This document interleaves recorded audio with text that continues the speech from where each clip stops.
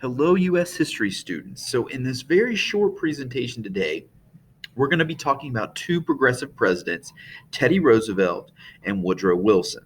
Now, in the first lesson for this week, we talked about the progressives. The progressives want to change things. They want to fix the problems that society is encountering, especially problems caused by industrialization. Okay, so both of these individuals that we're going to talk about today are considered progressive because they want to fix things, they want to change things.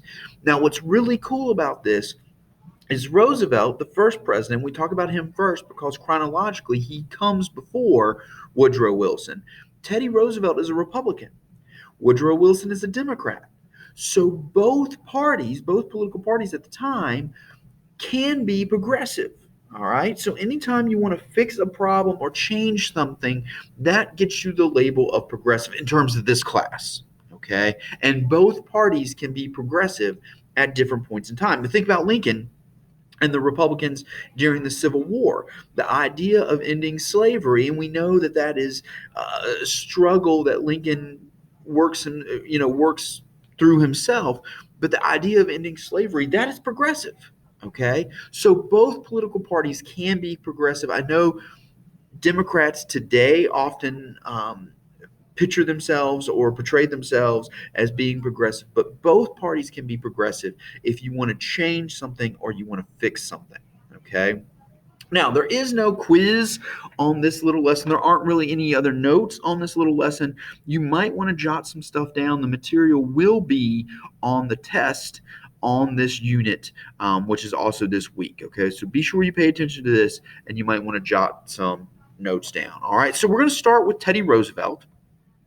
Teddy Roosevelt is a progressive president. He is also a trust buster.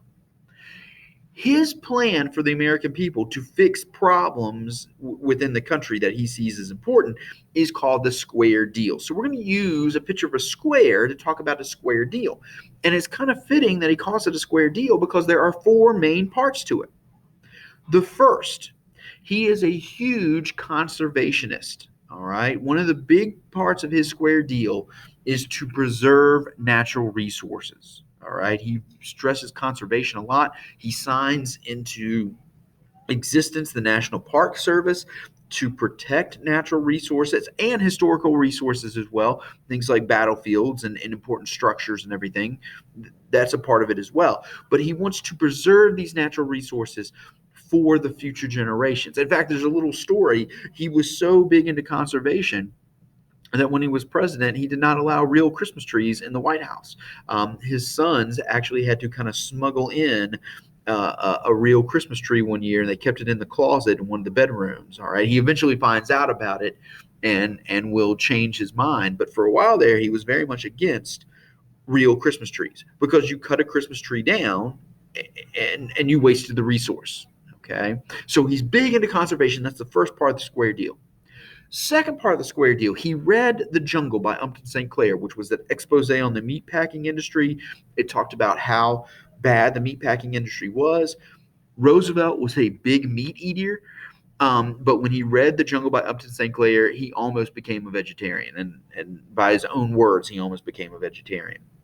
So he's going to pass two important pieces of legislation to clean up food production. The first is the Meat Inspection Act, okay, in direct effect of reading The Jungle. We got to do something about the meat packing industry. Okay, we need to make it safer for workers and safer for consumers. All right, so he passes the Meat Inspection Act. Then it makes sense. People begin to say, well, if there's problems in the meat industry, there's probably problems in other food industries as well, probably problems in the drug industry, the medicine industry. So the second piece of legislation, which is going to be the third part of the square deal, is we're going to extend the Meat Inspection Act and we're going to pass the Pure Food and Drug Act, okay?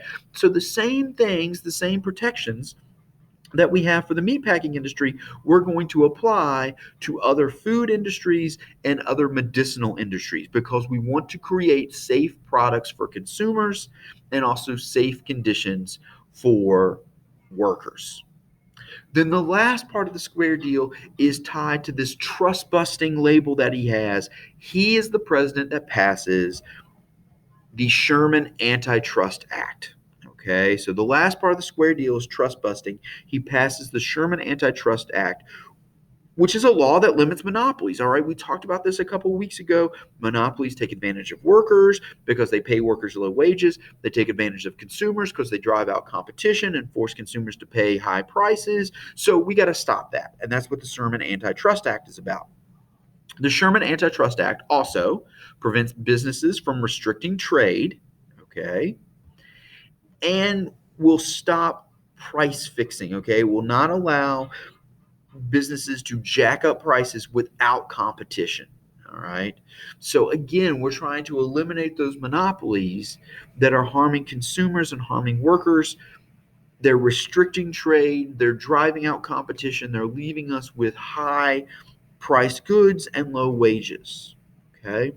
Now, after Roosevelt served for 2 terms, very, very popular president, probably could have served more, but again, he follows the example of George Washington. He served 2 terms and he retires. He handpicked his successor in William Howard Taft and basically said, if you can't vote for me, I would vote for this guy. Okay. Taft gets elected as president.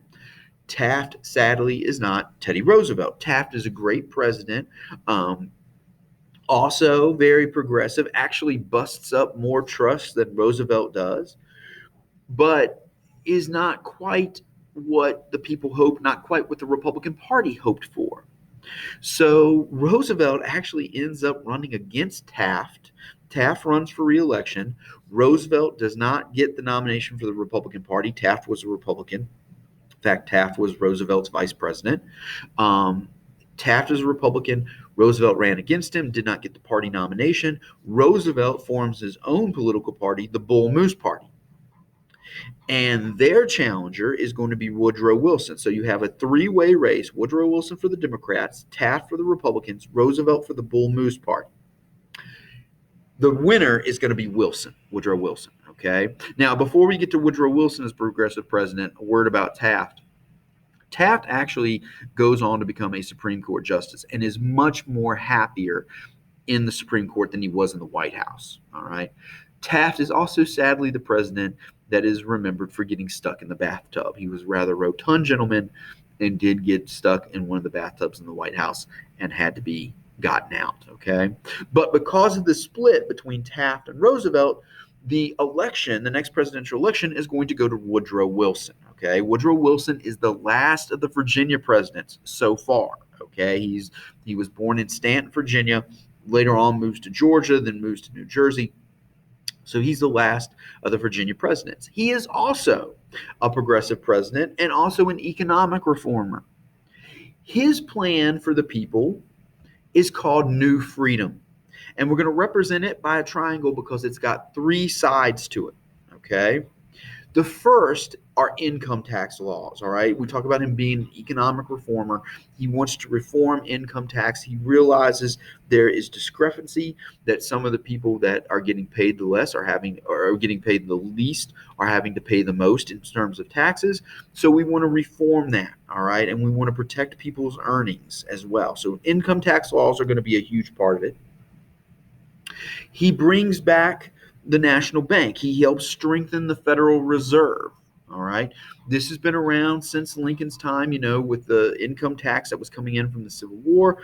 After the Civil War, the national bank comes back. If we're bringing in taxes, we need a place to put it. Wilson is going to strengthen the Federal Reserve. Okay, so we got income tax laws, Federal Reserve. Those are part of our economic reform. And then last but not least, he is also going to be a trust buster.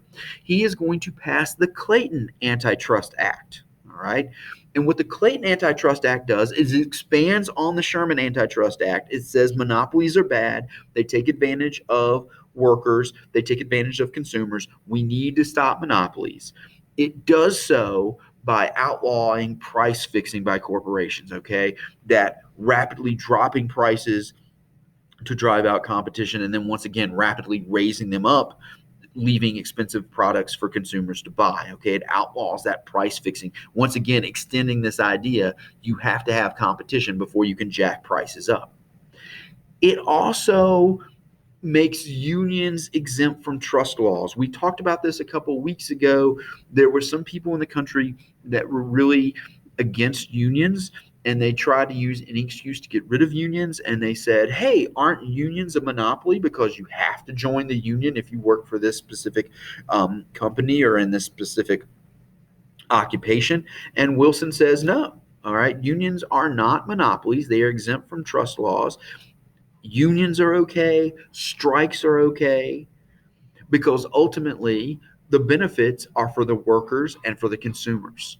All right. Think back to the Meat Inspection Act and the Pure Food and Drug Act. Okay. If it wasn't for workers striking, not only for better conditions for themselves, but for better conditions for us as consumers. So the Clayton Antitrust Act says unions are not monopolies, they are exempt from trust laws. So those are our two big progressive presidents. You have the square deal with Teddy Roosevelt. You've got New Freedom with Woodrow Wilson.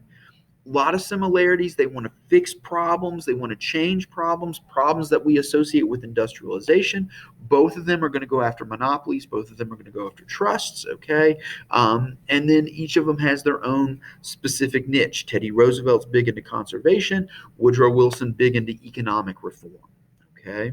So use these notes as you finish up this week and as you head toward the quiz review and then finally the big quiz that's going to be a final assessment for all of this material.